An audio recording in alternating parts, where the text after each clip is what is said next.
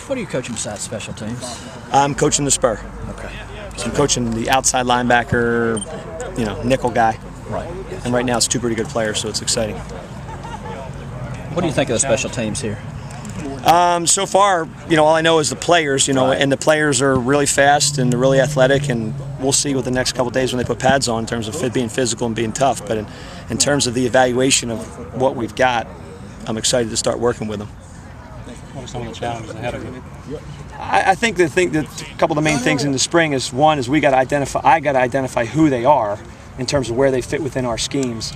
Our schemes aren't going to be overly complicated. They're going to be something that is simplistic enough that we're going to be able to execute.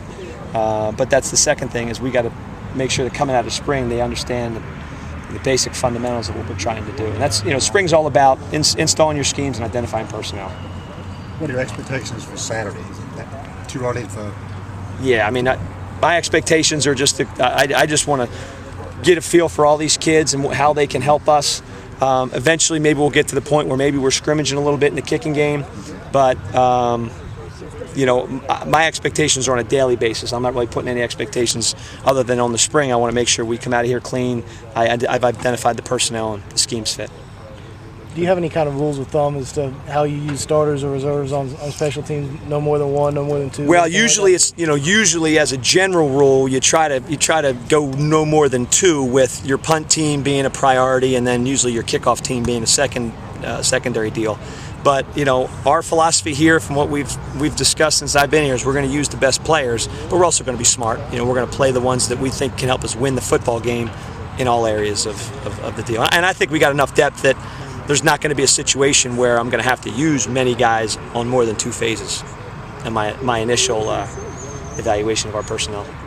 How much have you watched any of the game tapes from last season to kind of get an idea of what you're going to be working with and maybe see changes to make? I've watched every single rep of every single special teams deal. Luckily, I was here for the week for spring break when everybody was kind of in and out, so I was able to watch every single rep of. So I know exactly who's played where and who played well, and maybe some spots we got to move some different guys. And then defensively, I've probably watched 4 or 5 games, and then I'm getting a better feel of the offensive personnel, out here on the practice field. So I feel like I got a pretty good idea of what they did well in the past and what we need to do better in the future. How about the job itself?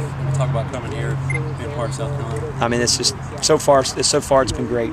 The staff is outstanding. The players have been awesome.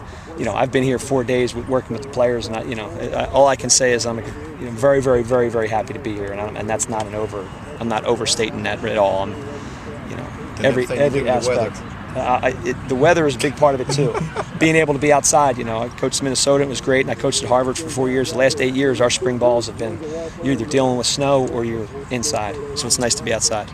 Do you realize you could become a hero if this team returns a kickoff for a touchdown this year? I understand that it's been a while since something like that's happened, but we scored. I haven't personally scored, but teams I've coached have scored their share of points in the kicking game, and that's one of our biggest challenges. Is you have to be a team that minimizes the explosive plays of the opponent, and in this league, that's a tough job. But at the same time, I think we've got enough skill guys that we've got to do it. I know it hasn't happened maybe in the last 6 years, but. When I was at Harvard, we had 7 in 1 year, so let's hope we have one of those types of years. Not pointing a finger at any coaches, but when you look back, the lack of production on return, is it more lack of blocking or just the return guy not hitting the right holes? Is it probably a combination? But is it more on kickoff returns, it's a combination of everything. It's a collective scheme, and one of the most important things is to have an outstanding kickoff returner. That's the most important thing. But you also have to have 10 other guys that are going to be blocking for him. He can't do it on his own. And you're not talking about opening up the Grand Canyon for him, but you got to open up a big enough hole that he can hit it and make a play. So it's a collective effort. And their schemes have been great. I don't think it's an issue of that. It's just cleaning up some fundamentals and some technique and making sure you have the right guys back there returning. The returning guy, how important is the speed as opposed to just finding the right hole? Well, the speed is the most important thing, and I'm not talking about speed in terms of is he fast, tracks fast. Is speed in that the fact he's going to hit the return when the return opens. The kickoff return is so much different than the punt return in that when you're 75% of the time when you're hitting a kickoff return, that thing ain't opening until you hit the hole. It's one of those deals. It's an elevator deal where you're going to run right through that wall, and just as soon as that thing you think you're going to crash in that wall, the door opens, and that's what a great kickoff return scheme is. It opens, he hits it, and it closes behind him. That's what it's all about. And so you got to find that guy that understands. And kickoff return, half of those times he's also going to get blasted. You know what I mean? He's going to get hit hard by a guy that's unblocked. But the ones that do it are going to be the ones that hit creases and have big returns. You know, so. I feel comfortable with the stuff we're going to do. It's going to be good. We just got to find the right couple guys. And again, I think we got plenty. And a guy like that's not here yet, a guy like Demare Bird, with that kind of speed, it's yeah, be kind of exciting. I'm just excited about everybody. I'm not really. There's honestly no guy that I'm looking at saying he has to be the guy. I think there's a collection of guys that we've got to identify. But having world-class speed like that kid does, is something that I'm excited to see where he fits. And back to blocking, is it just a matter of the guys buying in?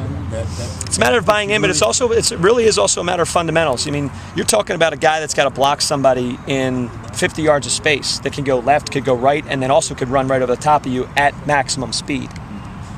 So it's a fundamental and technique that they've got to learn, but it's one I feel very, very comfortable teaching, and I think that we can get good at here real quick.